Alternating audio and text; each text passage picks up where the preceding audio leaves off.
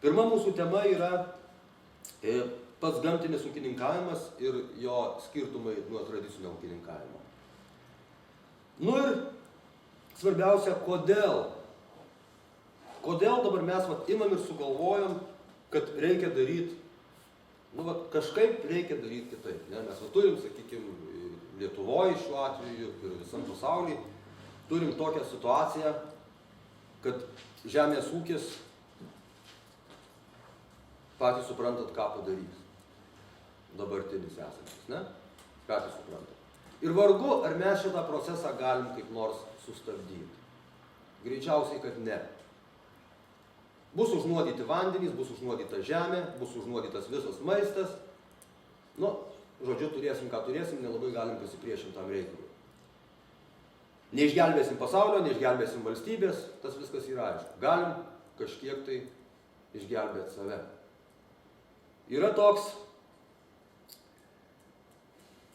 posakis, kad ko nevaldai tu, tas valdo tave.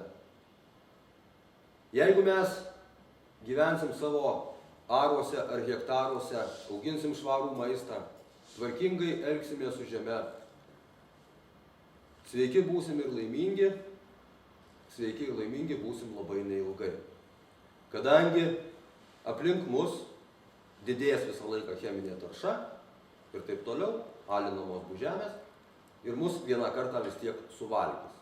Todėl, nori, nenori, mes suprantam, kad nieko nepadarysim. Mes turim stengtis daryti įtaką, ne tik apsiriboti savo sklypo, kad aš auginu ten agurkus, ten mulčiuoju, labai mano sveiki agurkai. Daryti įtaką tiems žmonėms, kurie gyvena aplink mus, kad mūsų rastas plėstųsi.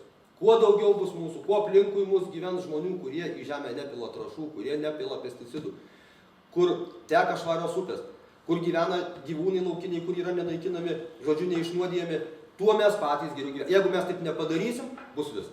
Šitą jūs turbūt suprantat, ne? Tai tas užsidarimas čia jau viskas negalioja. Nors ir iš kitos pusės, sekant visą vystymąsi pasaulinės ekonomikos, mes tarsi turim priimti, kad kitaip nebus. Bet tai nepabandęs nesužinosi, žodžiu, bandyti vis tik tai reikia.